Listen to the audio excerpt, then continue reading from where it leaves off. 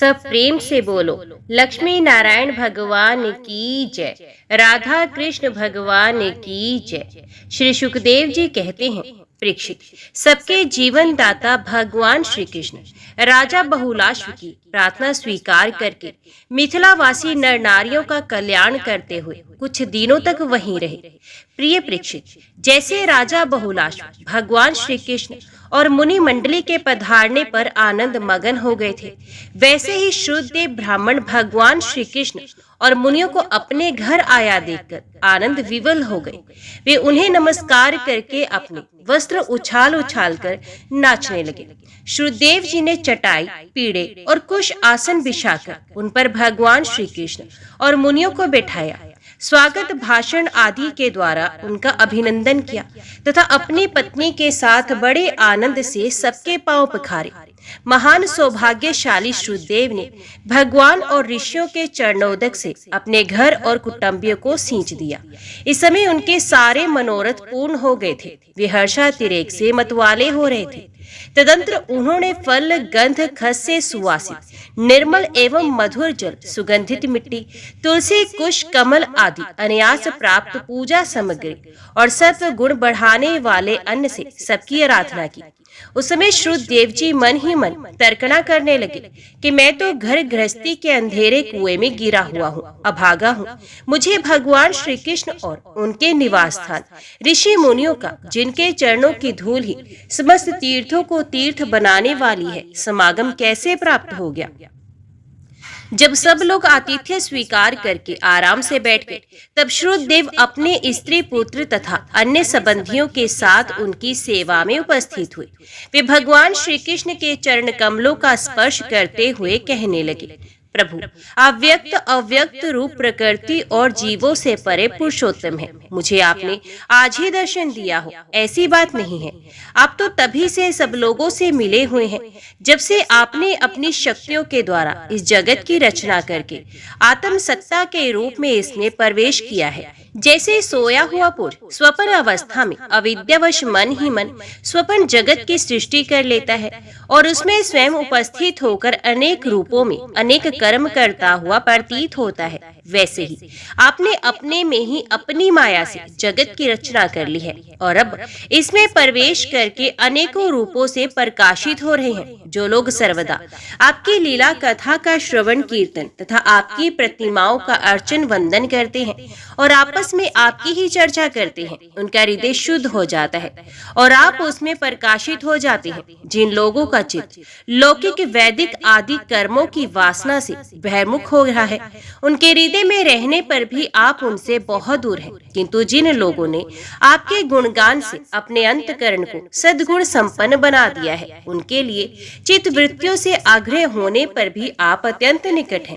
प्रभु, जो लोग आत्म तत्व को जानने वाले हैं, उनके आत्मा के रूप में ही आप स्थित हैं और जो शरीर आदि को ही अपना आत्मा मान बैठे हैं, उनके लिए आप अनात्मा को प्राप्त होने वाली मृत्यु के रूप में हैं। आप महत्त्व आदि कार्य, द्रव्य और प्रकृति रूप कारण के नियामक हैं, शासक हैं।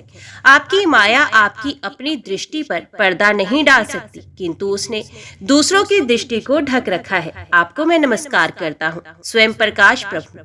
हम आपके सेवक हैं, हमें आज्ञा दीजिए कि हम आपकी क्या सेवा करें। नेत्रों के द्वारा आपका दर्शन होने तक ही जीवों के कलेश रहते हैं। आपके दर्शन में ही समस्त कलेशों की परिसमाप्ति है। परीक्षित, शरणागत भयहारी भगवान श्री कृष्ण ने श्रुतदेव की प्रार्थना सुनकर अपने हाथ से उनका हाथ पकड़ लिया और मुस्कुराते हुए कहा। भगवान श्री कृष्ण ने कहा, प्रिय श्रुतदेव, ये बड़े बड़े ऋषि मुनि तुम पर अनुग्रह करने के लिए यहाँ पधारे हैं। ये अपने चरण कमलों की धूल से लोगों और लोगों को पवित्र करते हुए मेरे साथ विचरण कर रहे हैं। देवता, पुण्य क्षेत्र और तीर्थ आदि तो दर्शन, स्पर्श, अर्चन आदि के द्वारा धीरे धीरे बहुत दिनों में पवित्र करते हैं, परंतु संत पुरुष अपनी दृष्टि से ही सबको पवित्र कर देते हैं। यही नहीं, देवता आदि में जो पवित्र करने की शक्ति है, वे भी उन्हीं संतों की दृष्टि से ही प्राप्त होती है। श्रुतदेव, जगत में ब्राह्मण जन्म से ही सब प्राणियों में श्रेष्ठ है। यदि वे तपस्या, विद्या, संतोष और मेरी उपासना, मेरी भक्ति से युक्त हो, तब तो कहना ही क्या है। मुझे अपना ये चतुर्भुज रूप भी ब्राह्मणों की अपेक्षा अधिक प्रिय नहीं है, क्योंकि ब्राह्मण सर्ववेदमय है और मैं सर्वदेवमय हूँ। दुर्बुद्धि मनुष्य इस बात को ना जानकर केवल मूर्ति आदि में ही पूज्य बुद्धि रखते हैं और गुणों में दोष निकालकर मेरे स्वरूप जगत गुरु ब्राह्मण का, जो कि उनकी आत्मा ही है, तिरस्कार करते हैं। ब्राह्मण मेरा साक्षात्कार करके अपने चित्त में ये निश्चय कर लेता है कि ये चराचर जगत, इसके संबंध की सारी भावनाएं और इसके कारण प्रकृति, महत्व आदि सबके सब आत्म स्वरूप भगवान के ही रूप हैं। इसलिए शुद्धदेव, तुम इन ब्रह्म ऋषियों को मेरा ही स्वरूप समझकर पूरी श्रद्धा से इनकी पूजा करो। यदि तुम ऐसा करोगे तब तो तुमने साक्षात अनायास ही मेरा पूजन कर लिया, नहीं तो बड़ी बड़ी बहुमूल्य सामग्रियों से ही मेरी पूजा नहीं हो सकती। परीक्षित, भगवान श्री कृष्ण का ये आदेश प्राप्त करके शुद्धदेव ने भगवान श्री कृष्ण और ब्रह्म ऋषियों की एकात्म भाव से आराधना की तथा उनकी कृपा से वे भगवत स्वरूप को प्राप्त हो गए। राजा बहुलाश्व ने भी वही गति प्राप्त की। प्रिय परीक्षित, जैसे भक्त भगवान की भक्ति करते हैं, वैसे ही भगवान भी भक्तों की भक्ति करते हैं। वे अपने दोनों भक्तों को प्रसन्न करने के लिए कुछ दिन तक मिथिलापुरी में रहे और उन्हें साधु पुरुषों के मार्ग का उपदेश करके वे द्वारका लौट आए। राजा परीक्षित ने पूछा, भगवान, ब्रह्म कार्य और कारण से सर्वथा परे है। सत्व, रज और तम, ये तीनों गुण उसमें है ही नहीं। मन और वाणी से संकेत रूप में भी उसका निर्देश नहीं किया जा सकता। दूसरी ओर समस्त श्रुतियों का विषय गुण ही है। ऐसी स्थिति में श्रुतियां निर्गुण ब्रह्म का प्रतिपादन किस प्रकार करती हैं, क्योंकि निर्गुण वस्तु का स्वरूप तो उनकी पहुंच से परे है। श्री सुखदेव जी कहते हैं, परीक्षित, भगवान ने जीवों के लिए बुद्धि, इंद्रिय, मन और प्राणों की सृष्टि की है। इनके द्वारा वे स्वेच्छा से अर्थ, धर्म और काम अथवा मोक्ष का अर्जन कर सकते हैं। ब्रह्म का प्रतिपादन करने वाली उपनिषद का यही स्वरूप है। इसे पूर्वजों के भी पूर्वज सनकादि ऋषियों ने आत्म निश्चय के द्वारा धारण किया है। जो भी मनुष्य इसे श्रद्धा पूर्वक धारण करता है, वे बंधन के कारण समस्त उपाधियों से मुक्त होकर अपने परम कल्याण स्वरूप परमात्मा को प्राप्त हो जाता है। इस विषय में मैं तुम्हें एक गाथा सुनाता हूँ। उस गाथा के साथ स्वयं भगवान नारायण का संबंध है। ये गाथा देवऋषि नारद और ऋषि श्रेष्ठ नारायण का संवाद है। एक समय की बात है, भगवान के प्यारे भक्त देवऋषि नारद जी विभिन्न लोकों में विचरण करते हुए सनातन ऋषि भगवान नारायण का दर्शन करने के लिए बद्रिका आश्रम गए। भगवान नारायण मनुष्यों के अभ्युदय और परम निर्शेष के लिए इस भारतवर्ष में कल्प के प्रारंभ से ही धर्म, ज्ञान और संयम के साथ महान तपस्या कर रहे हैं। एक दिन वे कलाप ग्राम वासी सिद्ध ऋषियों के बीच में बैठे हुए थे। उस समय नारद जी ने उन्हें प्रणाम करके बड़ी नम्रता से प्रश्न पूछा, जो तुम मुझसे पूछ रहे हो। भगवान नारायण ने ऋषियों की उस भरी सभा में नारद जी को उनके प्रश्न का उत्तर दिया और वे कथा सुनाई, जो पूर्व कालीन जनलोक निवासियों में परस्पर वेदों के तात्पर्य और ब्रह्म के स्वरूप के संबंध में विचार करते समय कही गई थी। भगवान नारायण ने कहा, नारद जी, प्राचीन काल की बात है, एक बार जनलोक में वहां रहने वाले ब्रह्मा के मानस पुत्र नैष्ठिक ब्रह्मचारिक सनक, सनंदन, सनातन आदि परम ऋषियों का ब्रह्म सत्र हुआ था। उस समय तुम मेरी अनिरुद्ध मूर्ति का दर्शन करने के लिए श्वेत द्वीप चले गए थे। उस समय वहां उस ब्रह्म के संबंध में बड़ी ही सुंदर चर्चा हुई थी, जिसके विषय में श्रुतियां भी मौन धारण कर लेती हैं। स्पष्ट वर्णन ना करके तात्पर्य रूप से लक्षित कराती हुई उसी में सो जाती हैं। उस ब्रह्म सत्र में यही प्रश्न उपस्थित किया गया था जो तुम मुझसे पूछ रहे हो।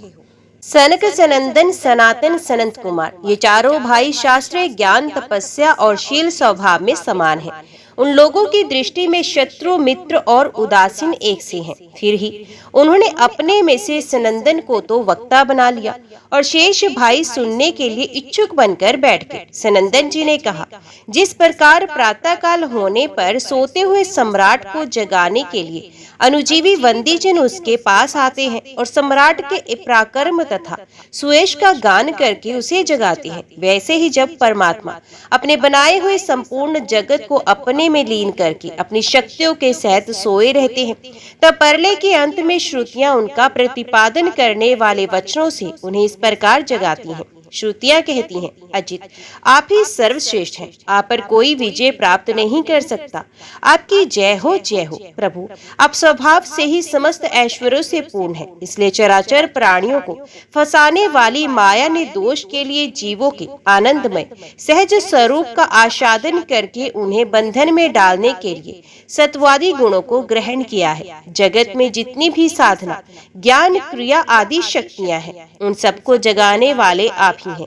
इसलिए आपके मिटाए बिना ये माया मिट नहीं सकती। यद्यपि हम आपका स्वरूप वर्णन करने में असमर्थ हैं, परंतु जब कहीं आप माया के द्वारा जगत की सृष्टि करके सगुण हो जाते हैं या उसको निषेध करके स्वरूप स्थिति की लीला करते हैं अथवा अपना सच्चिदानंद स्वरूप श्री विग्रह प्रकट करके क्रीड़ा करते हैं, तभी हम आपका वर्णन करने में समर्थ होती हैं। इसमें संदेह नहीं कि हमारे द्वारा इंद्र, वरुण आदि देवताओं का भी वर्णन किया जाता है, परंतु हमारे सारे मंत्र अथवा सारी मंत्र दृष्टा ऋषि प्रतीत होने वाले संपूर्ण जगत को ब्रह्म स्वरूप ही अनुभव करती है, क्योंकि जिस समय ये सारा जगत नहीं रहता उस समय भी आप बच रहते हैं।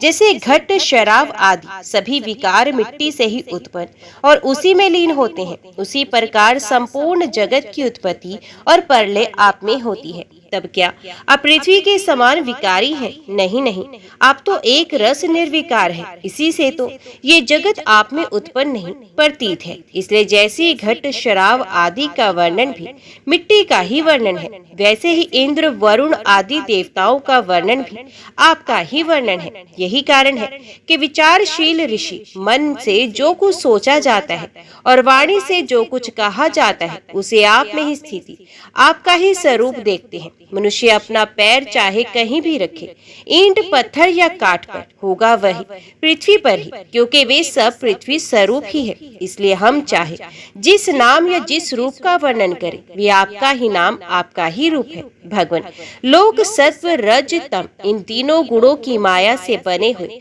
अच्छे बुरे भाव या अच्छी बुरी क्रियाओं में उलझ जाया करते हैं, परंतु आप तो उस माया नटी के स्वामी, उसको नचाने वाले हैं। इसलिए विचारशील पुरुष आपके लीला कथा के अमृत सागर में गोते लगाते रहते हैं और इस प्रकार अपने सारे पाप ताप को धो बहा देते हैं। क्यों ना हो आपकी लीला कथा सभी जीवों के माया मल को नष्ट करने वाली जो है पुरुषोत्तम भगवान, जिन महापुरुषों ने आत्म ज्ञान के द्वारा अंतकरण के राग, द्वेष आदि और शरीर के कालकृत, जरा, मरण आदि दोष मिटा दिए हैं और निरंतर आपके उस स्वरूप की अनुभूति में मगन रहते हैं जो अखंड आनंद स्वरूप है। उन्होंने अपने पाप तापों को सदा के लिए शांत और भस्म कर दिया है। इसके विषय में तो कहना ही क्या है। भगवान प्राणधारियों के जीवन की सफलता इसी में है कि वे आपका भजन सेवन करें, आपकी आज्ञा का पालन करें।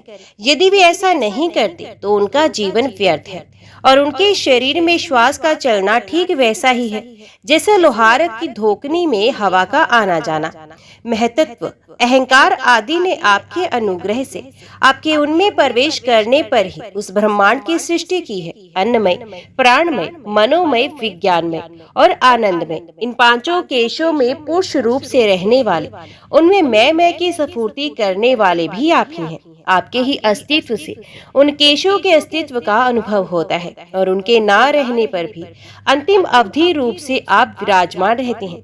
इस प्रकार सब में अन्वित और सबकी अवधि होने पर भी आप असंग ही हैं, क्योंकि वास्तव में जो कुछ वृत्तियों के द्वारा असित अथवा नासित के रूप में अनुभव होता है, उन समस्त कार्य कारणों से आप परे हैं। नेति नेति के द्वारा इन सब का निषेध हो जाने पर भी आप ही शेष रहते हैं, क्योंकि आप उस निषेध के भी साक्षी हैं और वास्तव में आप ही एकमात्र सत्य हैं। ऋषियों ने आपकी प्राप्ति के लिए अनेकों मार्ग माने हैं। उनमें जो सतल दृष्टि वाले हैं वे मणिपुर चक्र में अग्नि रूप से आपकी उपासना करते हैं। अरुण वंश के ऋषि समस्त नाड़ियों के निकलने के स्थान हृदय में आपके परम सूक्ष्म स्वरूप देहर ब्रह्म की उपासना करते हैं। प्रभु हृदय से ही आपको प्राप्त करने का श्रेष्ठ मार्ग सुषुम्ना नाड़ी ब्रह्मरंध्र तक गई हुई है, जो पुरुष उस ज्योतिर्मय मार्ग को प्राप्त कर लेता है और उससे ऊपर की ओर बढ़ता है, वे फिर जन्म मृत्यु के चक्कर में नहीं पड़ता। भगवान, आपने ही देवता, मनुष्य और पशु पक्षी आदि योनियां बनाई है। सदा सर्वत्र सब रूपों में आप ही हैं। इसलिए कारण रूप से प्रवेश ना करने पर भी आप ऐसे जान पड़ते हैं मानो उसमें प्रविष्ट हुए हों। साथ ही विभिन्न आकृतियों का अनुकरण करके कहीं उत्तम तो कहीं अधम रूप से प्रतीत होते हैं। जैसे आग छोटी बड़ी लकड़ियों और कर्मों के अनुसार प्रचुर अथवा अल्प परिमाण में या उत्तम अधम रूप में प्रतीत होती है। इसलिए संत पुरुष लौकिक पारलौकिक कर्मों की दुकानदारी से, उनके फलों से विरक्त हो जाते हैं और अपनी निर्मल बुद्धि से सत्य असत्य, आत्मा अनात्मा को पहचान कर जगत के झूठे रूपों में नहीं फंसते। आपके सर्वत्र एक रस संभाव से स्थित सत्य स्वरूप का साक्षात्कार करते हैं। प्रभु, जीव जिन शरीरों में रहता है वे उसके कर्म के द्वारा निर्मित होते हैं और वास्तव में उन शरीरों के कार्य कारण रूप आवरणों से वे रहित हैं, क्योंकि वस्तुत उन आवरणों की सत्ता ही नहीं है। तत्वज्ञानी पुरुष ऐसा कहते हैं कि समस्त शक्तियों को धारण करने वाले आपका ही वे स्वरूप है। स्वरूप होने के कारण अंश ना होने पर भी उसे अंश कहते हैं और निर्मित ना होने पर भी निर्मित कहते हैं। इसी से बुद्धिमान पुरुष जीव के वास्तविक स्वरूप पर विचार करके परम विश्वास के साथ आपके चरण कमलों की उपासना करते हैं, क्योंकि आपके चरण ही समस्त वैदिक कर्मों के समर्पण स्थान और मोक्ष स्वरूप है। भगवान, परमात्म तत्व का ज्ञान प्राप्त करना अत्यंत कठिन है। उसी का ज्ञान कराने के लिए आप विविध प्रकार के अवतार ग्रहण करते हैं और उनके द्वारा ऐसी लीला करते हैं जो अमृत के महासागर से भी मधुर और मादक होती है। जो लोग उसका सेवन करते हैं उनकी सारी थकावट दूर हो जाती है और वे परम आनंद में मगन हो जाते हैं। कुछ प्रेमी भक्त तो ऐसे होते हैं जो आपकी लीला कथाओं को छोड़कर मोक्ष की अभिलाषा नहीं करते, स्वर्ग आदि की तो बात ही क्या। वे आपके चरण कमलों के प्रेमी परमहंसों के सत्संग में, जहाँ आपकी कथा होती है, इतना सुख मानते हैं कि उसके लिए इस जीवन में प्राप्त अपनी घर गृहस्थी का भी परित्याग कर देते हैं। प्रभु, ये शरीर आपकी सेवा का साधन होकर जब आपके पथ का अनुरागी हो जाता है, तब आत्मा हितैषी, सुहृद और प्रिय व्यक्ति के समान आचरण करता है। आप जीव के सच्चे हितैषी, प्रियतम और आत्मा ही हैं और सदा सर्वदा जीव को अपनाने के लिए तैयार भी रहते हैं। इतनी सुगमता होने पर तथा अनुकूल शरीर को पाकर भी लोग संख्या भाव आदि के द्वारा आपकी उपासना नहीं करते, आप में नहीं रमते, बल्कि इस विनाशी और असत शरीर तथा उसके संबंधियों में ही रम जाते हैं, उन्हीं की उपासना करने लगती हैं और इस प्रकार अपनी आत्मा का हनन करते हैं, उसे अधोगति में पहुंचाते हैं। भला ये कितने कष्ट की बात है। इसका फल ये होता है कि उनकी सारी वृत्तियां, सारी वासनाएं शरीर आदि में लग जाती हैं और फिर उनके अनुसार उनको पशु पक्षी आदि के ना जाने कितने बुरे बुरे शरीर ग्रहण करने पड़ते हैं और इस प्रकार अत्यंत भयावह जन्म मृत्यु रूप संसार में भटकना पड़ता है। प्रभु, बड़े बड़े विचारशील योगी यति अपने प्राण, मन और इंद्रियों को वश में करके दृढ़ योग अभ्यास के द्वारा हृदय में आपकी उपासना करते हैं, परंतु आश्चर्य की बात तो ये है कि उन्हें जिस पद की प्राप्ति होती है उसी की प्राप्ति उन शत्रु को भी हो जाती है जो आपसे वैर भाव रखते हैं, क्योंकि स्मरण तो वे भी करते हैं। कहाँ तक कहें भगवान, वे स्त्रियां जो अज्ञानवश आपको परिच्छिन्न मानती हैं और आपकी शेषनाग के समान मोटी लंबी तथा सुकुमार भुजाओं के प्रति कामभाव से आसक्त रहती हैं, जिस परम पद को प्राप्त करती हैं वही पद हम श्रुतियों को भी प्राप्त होता है। यद्यपि हम आपको सदा सर्वदा एक रस अनुभव करती हैं और आपके चरणार विंद का मकरंद रस पान करती रहती हैं। क्यों ना हो, आप समदर्शी जो हैं, आपकी दृष्टि में उपासक के परिच्छिन्न या अपरिच्छिन्न भाव में कोई अंतर नहीं। भगवान, आप अनादि और अनंत हैं, जिसका जन्म और मृत्यु काल से सीमित है, वे भला आपको कैसे जान सकता है। स्वयं ब्रह्मा जी, निवृत्ति परायण सनकादि तथा परवर्ती परायण मरीचि आदि भी बहुत पीछे आपसे ही उत्पन्न हुए हैं। जिस समय आप सबको समेटकर सो जाते हैं, उस समय ऐसा कोई साधन नहीं रह जाता जिससे उनके साथ ही सोया हुआ जीव आपको जान सके, क्योंकि उस समय ना तो आकाश आदि स्थूल जगत रहता है और ना तो महत्व आदि सूक्ष्म जगत। इन दोनों से बने हुए शरीर और उनके निमित्त क्षण मुहूर्त आदि काल के अंग भी नहीं रहते। उस समय कुछ भी नहीं रहता। यहाँ तक के शास्त्र भी आप में ही समा जाते हैं। प्रभु, कुछ लोग मानते हैं कि असत्य जगत की उत्पत्ति होती है और कुछ लोग कहते हैं कि सत्य रूप दुखों का नाश होने पर मुक्ति मिलती है। दूसरे लोग आत्मा को अनेक मानते हैं, तो कोई लोग कर्म के द्वारा प्राप्त होने वाले लोक और परलोक रूप व्यवहार को सत्य मानते हैं। इसमें संदेह नहीं कि ये सभी बातें भ्रम मूलक हैं और वे आरोप करके ही ऐसा उपदेश करते हैं। पुरुष त्रिगुणमय है। इस प्रकार भेदभाव केवल अज्ञान से ही होता है और आप अज्ञान से सर्वथा परे हैं। इसलिए ज्ञान स्वरूप आप में किसी प्रकार का भेदभाव नहीं है। ये त्रिगुणात्मक जगत मन की कल्पना मात्र है। केवल यही नहीं, परमात्मा और जगत से पृथक प्रतीत होने वाला पुरुष भी कल्पना मात्र है। इस प्रकार वास्तव में असत्य होने पर भी अपने सत्य अधिष्ठान आपकी सत्ता के कारण ये सत्य सा प्रतीत हो रहा है। इसलिए भोक्ता, भोग्य और दोनों के संबंध को सिद्ध करने वाली इंद्रियां आदि जितना भी जगत है, सबको आत्मज्ञानी पुरुष आत्म रूप से सत्य ही मानते हैं। सोने से बने हुए कड़े, कुंडल आदि स्वर्ण रूप ही तो है। इसलिए उनको इस रूप में जानने वाला पुरुष उन्हें छोड़ता नहीं। वे समझता है कि ये भी सोना है। इसी प्रकार ये जगत आत्मा में ही कल्पित, आत्मा से ही व्यापक, इसलिए आत्मज्ञानी पुरुष इसे आत्म रूप ही मानते हैं। भगवान, जो लोग ये समझते हैं कि आप समस्त प्राणियों और पदार्थों के अधिष्ठान हैं, सबके आधार है और सर्वात्म भाव से आपका भजन सेवन करते हैं, वे मृत्यु को तुच्छ समझकर उसके सर पर लात मारते हैं, अर्थात उस पर विजय प्राप्त करते हैं। जो लोग आपसे विमुख हैं, वे चाहे जितने बड़े विद्वान हो, उन्हें आप कर्मों का प्रतिपादन करने वाली श्रुतियों से पशुओं के समान बांध लेते हैं। इसके विपरीत जिन्होंने आपके साथ प्रेम का संबंध जोड़ रखा है, वे न केवल अपने को बल्कि दूसरों को भी पवित्र करते हैं, जगत के बंधन से छुड़ा देते हैं। ऐसा सौभाग्य भला आपसे विमुख लोगों को कैसे प्राप्त हो सकता है? प्रभु, आप मन, बुद्धि और इंद्रियों आदि कारणों से, चिंतन, कर्म आदि के साधनों से सर्वथा रहित हैं, फिर भी आप समस्त अंतकरण और बाहरी कारणों की शक्तियों से सदा सर्वदा संपन्न है। आप स्वतः ही सिद्ध ज्ञानवान स्वयं प्रकाश है। अतः कोई काम करने के लिए आपको इंद्रियों की आवश्यकता नहीं है। जैसे छोटे छोटे राजा अपनी अपनी प्रजा से कर लेकर स्वयं अपने सम्राट को कर देते हैं, वैसे ही मनुष्यों के पूज्य देवता और देवताओं के पूज्य ब्रह्मा आदि भी अपने अधिकृत प्राणियों से पूजा स्वीकार करते हैं और माया के अधीन होकर आपकी पूजा करते हैं। वे इस प्रकार आपकी पूजा करते हैं कि आपने जहाँ जो कर्म करने के लिए उन्हें नियुक्त कर दिया है, वे आपसे भयभीत रहकर वहीं वे काम करते रहते हैं। नित्य मुक्त आप मायातीत हैं, फिर भी जब आपने ईशान मात्र से संकल्प मात्र के साथ क्रीड़ा करते हैं, तब आपका संकेत पाते ही जीवों के सूक्ष्म शरीर और उनके सुप्त कर्म संस्कार जग जाते हैं और चराचर प्राणियों की उत्पत्ति होती है। प्रभु, आप परम दयालु हैं। आकाश के समान सब में सम होने के कारण ना तो कोई आपको अपना है, ना ही कोई पराया। वास्तव में तो आपके स्वरूप में मन और वाणी की गति ही नहीं है। आप में कार्य कारण रूप प्रपंच का अभाव होने से बाहरी दृष्टि से आप शून्य के समान ही जान पड़ते हैं, परंतु उस दृष्टि के भी अधिष्ठान होने के कारण आप परम सत्य हैं। भगवान, आप नित्य एक रस हैं। यदि जीव असंख्य हो और सबके सब नित्य एवं सर्वव्यापक हो, तब तो वे आपके समान ही हो जाएंगे। उस हालत में वे शासित हैं और आप शासक, ये बात बन ही नहीं सकती और तब आप उनका नियंत्रण कर ही नहीं सकते।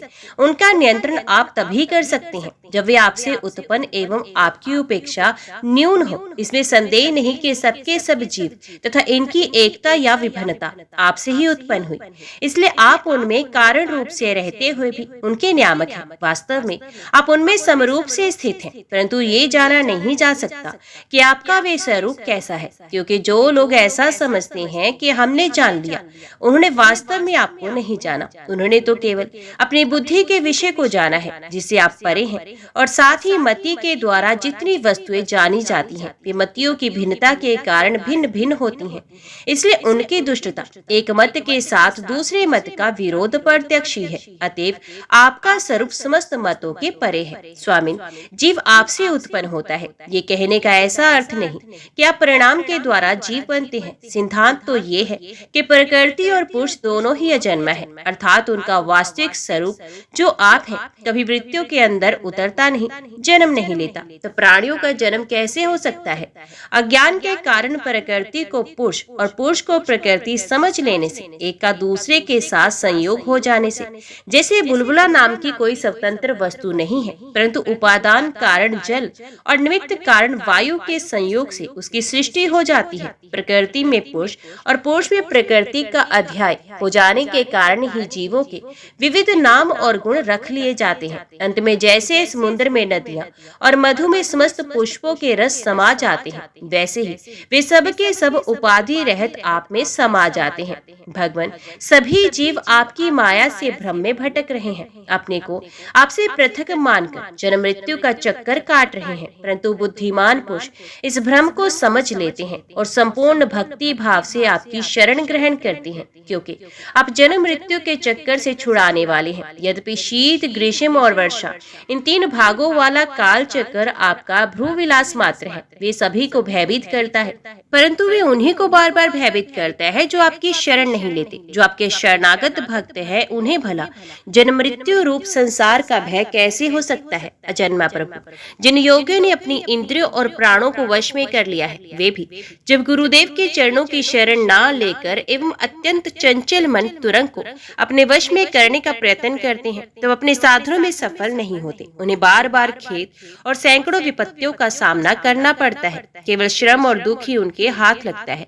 उनकी ठीक वैसी दशा होती है जैसी समुद्र में बिना कर्णधार की नाव पर यात्रा करने वाले व्यापारियों की होती है।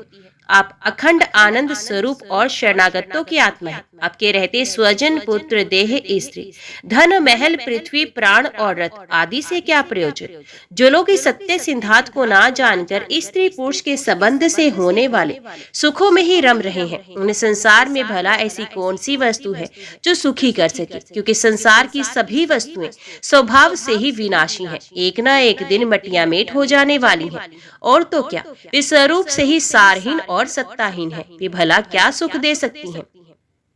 भगवान, जो ऐश्वर्य, लक्ष्मी, विद्या, जाति, तपस्या आदि के घमंड से रहते हैं, वे संत पुरुष इस पृथ्वी तल पर परम पवित्र और सबको पवित्र करने वाले पुण्य में सच्चे तीर्थ स्थान है, क्योंकि उनके हृदय में आपके चरणार विंद सर्वदा विराजमान रहते हैं। और यही कारण है कि संत पुरुषों का चरण अमृत समस्त पापों और तापों को सदा के लिए नष्ट कर देता है। भगवान, आप नित्य आनंद स्वरूप आत्मा ही है, जो एक बार भी आपको मन समर्पित कर देते हैं, आप में मन लगा लेते हैं। वे उन देह गेहों में कभी नहीं फंसते जो जीव के विवेक, वैराग्य, धैर्य, क्षमा और शांति आदि गुणों का नाश करने वाले हैं। वे तो बस आप में ही रम जाते हैं। भगवान, जैसे मिट्टी से बना हुआ घड़ा मिट्टी रूप ही होता है, वैसे ही सत्य से बना हुआ जगत भी सत्य ही है। ये बात युक्ति संगत नहीं है, क्योंकि कारण और कार्य का निर्देश ही उनके भेद का द्योतक है। यदि केवल भेद का निषेध करने के लिए ऐसा कहा जा रहा हो, तो पिता और पुत्र में, दंड और घटनाश में कार्य कारण भाव होने पर भी वे एक दूसरे से भिन्न है। इस प्रकार कार्य कारण की एकता सर्वत्र एक सी नहीं देखी जाती। यदि कारण शब्द से निमित्त कारण ना लेकर केवल उपादान कारण लिया जाए, जैसे कुंडल का सोना, तो भी कहीं कहीं कार्य की असत्यता प्रमाणित होती है। जैसे रस्सी में सांप, यहाँ उपादान कारण के सत्य होने पर भी उसका कार्य सर्प सर्वथा असत्य है। यदि ये कहा जाए कि प्रतीक प्रतीत होने वाले सर्प का उपादान कारण केवल रस्सी नहीं है, उसके साथ अविद्या का भ्रम मेल भी है। तो ये समझना चाहिए कि अविद्या और सत वस्तु के संयोग से ही जगत की उत्पत्ति हुई है। इसलिए जैसे रस्सी में प्रतीत होने वाला सर्प मिथ्या है, वैसे ही सतवस्तु में अविद्या के संयोग से प्रतीत होने वाला नाम रूपात्मक जगत भी मिथ्या है। यदि केवल व्यवहार की सिद्धि के लिए ही जगत की सत्ताभीष्ट है तो उसमें कोई आपत्ति नहीं, क्योंकि वे परमार्थिक सत्य ना होकर केवल व्यवहारिक सत्य है। ये भ्रम व्यवहारिक जगत में माने हुए काल की दृष्टि से अनादि है और अज्ञानी जन बिना विचार किए पूर्व के भ्रम से प्रेरित होकर अंध परंपरा से इसे मानते चले आ रहे हैं। ऐसी स्थिति में कर्म फल को सत्य बताने वाली श्रुतियां केवल उन्हीं लोगों को भ्रम में डालती हैं जो कर्म में जड़ हो रहे हैं और ये नहीं समझते कि इनका तात्पर्य कर्म फल की नित्यता बतलाने में नहीं, बल्कि उनकी प्रशंसा करके उन कर्मों में लगाने में है। वास्तविक बात तो ये है कि ये जगत उत्पत्ति के पहले नहीं था, प्रलय के बाद भी नहीं रहेगा। इससे ये सिद्ध होता है कि ये बीच में भी एक रस परमात्मा में मिथ्या ही प्रतीत हो रहा है। इसी से हम श्रुति जगत का वर्णन ऐसी उपमा देकर करती हैं कि जैसे मिट्टी में घड़ा, लोहे में शस्त्र और सोने में कुंडल आदि नाम मात्र है। वास्तव में मिट्टी, लोहा और सोना है, सर्वथा मिथ्या और कल्पना है। इसे नासमझ मूर्खी सत्य मानते हैं। जब जीव माया से मोहित होकर अविद्या को अपना लेता है, उस समय उसके स्वरूप अनादि आदि गुण ढक जाती है। विगुणन चिन्ह वृत्तियों, इंद्रियों और देहों में फंस जाता है तथा उन्हीं को अपना आपा मानकर उनकी सेवा करने लगता है। अब उनकी जन्म मृत्यु में अपनी जन्म मृत्यु मानकर उनके चक्कर में पड़ जाता है। परंतु प्रभु, जैसे सांप अपने केंचुल से कोई संबंध नहीं रखता, उसे छोड़ देता है, वैसे ही आप माया अविद्या से कोई संबंध नहीं रखते, उसे सदा सर्वदा छोड़े रहते हैं। इसी से आपके संपूर्ण ऐश्वर्य सदा सर्वदा परमेश्वर में आपकी स्थिति है। इसी से आपका ऐश्वर्य, धर्म, यश, श्री, ज्ञान और वैराग्य अपरिमित है, अनंत है। वे देश, काल और वस्तुओं की सीमा से आबद्ध नहीं है। भगवान, यदि मनुष्य योगी यति होकर भी अपने हृदय की विषय वासनाओं को उखाड़ नहीं फेंकते तो उन असाधकों के लिए आप हृदय में रहने पर भी वैसे ही दुर्लभ है जैसे कोई अपने गले में मणि पहने हुए है, परंतु उसकी याद रहने पर भी उसे ढूंढता फिरे इधर उधर। जो साधक अपने इंद्रियों को तृप्त करने में ही लगे हैं, विषयों में विरक्त नहीं होते, उन्हें जीवन भर और जीवन के बाद भी दुख भोगना पड़ता है, क्योंकि वे साधक नहीं, दम्भी हैं। एक तो अभी उन्हें मृत्यु से छुटकारा नहीं मिला, लोगों को रिझाने, धन कमाने आदि के कलेश उठाने पड़ रहे हैं, और दूसरे आपका स्वरूप ना जानने के कारण अपने धर्म कर्म का उल्लंघन करने से परलोक में नरक आदि प्राप्त होने का भय भी बना रहता है। आपके वास्तविक स्वरूप को जानने वाला पुरुष आपके दिए हुए पुण्य और पाप कर्मों के फल, सुख एवं दुखों को नहीं जानता, नहीं भोगता।